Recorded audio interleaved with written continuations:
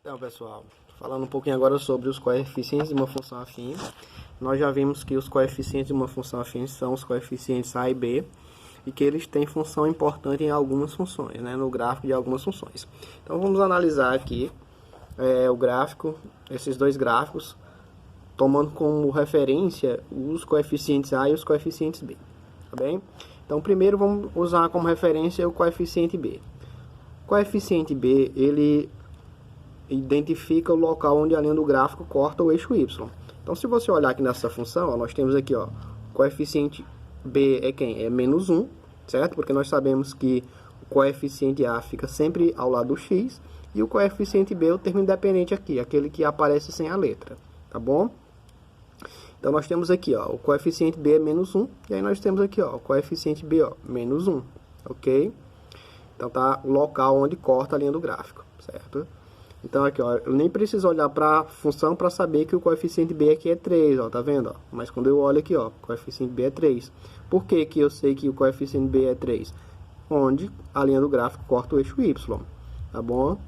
Esse coeficiente B, ele é chamado de termo constante ou termo linear, tá bom? Então, se você ouvir falar termo linear ou termo constante, está se referindo ao valor de B. E quanto ao coeficiente A? O coeficiente A, ele é chamado de coeficiente angular ou coeficiente de declividade. Por quê? É ele quem define a declividade do gráfico, ou seja, o ângulo que o gráfico está, tá bom? A direção para que ele está, né? Se a função vai ser crescente, decrescente, se é mais inclinada, se é menos inclinada, e também a abertura da declividade desse ângulo, tá certo? Então aqui nós temos, ó, nessa situação aqui, ó, o coeficiente A é meio, tá certo? Ó, um meio aqui. Aqui nós temos algum ângulo de inclinação. Observe também que ele é positivo, ó. Então a inclinação está aqui para a direita, ou seja, em direção aqui ao primeiro quadrante, tá ok? Então aqui, ó, definido essa inclinação aqui desse gráfico, esse ângulo alfa aqui foi definido pelo valor de A, que é 1/2. Aqui, ó, nessa outra situação, nós temos, ó, o ângulo alfa, tá certo? Alfa de G, né, da função G. E esse ângulo alfa aqui, ó, foi definido pelo valor de A, que é menos 1. Tá vendo, ó? Então, quem define a abertura do ângulo e também se a função vai ser crescente ou decrescente, ó, com a inclinação ao contrário dessa, ó, em direção aqui ao segundo quadrante, né? Inclinação aqui para a esquerda significa que o A aqui é negativo, ó. O A positivo, o gráfico vai estar nesse sentido. O A negativo, o gráfico vai estar nesse sentido aqui, tá certo? Então tá aí. Aí nós temos mais aqui observações em relação a esses dois coeficientes, tá bom? Aqui em relação ao coeficiente B, que é o termo constante, nós temos aqui, ó, nessa função f, o B vai ser 3, ó. Tá vendo aqui, ó? Nessa outra aqui, ó, o B vai ser menos 2, ó, tá ok? O B aqui, ó, na função H vai ser 3, tá vendo? Ó, 3 aqui.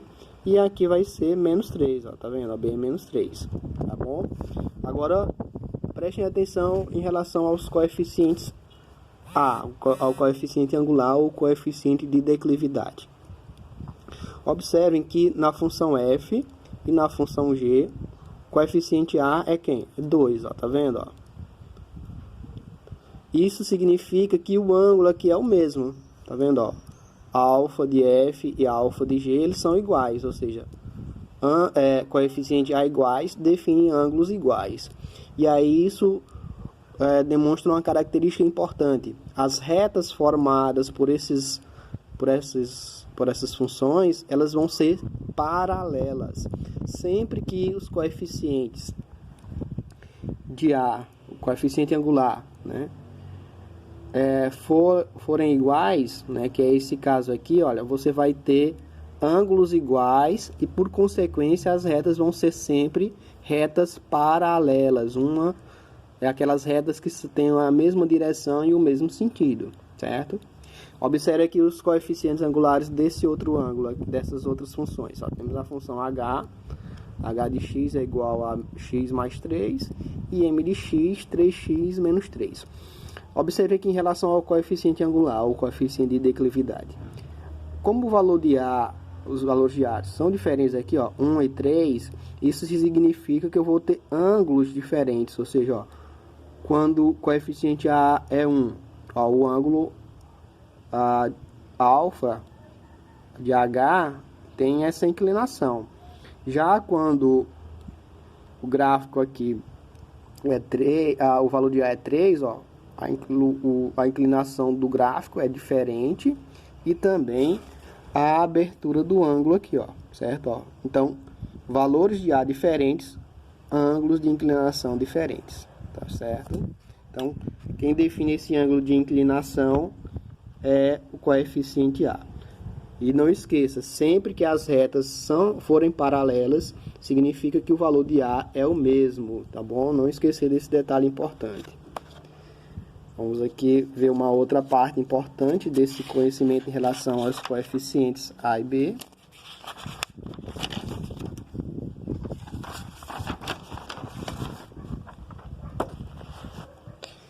Que é a translação do gráfico de uma função afim.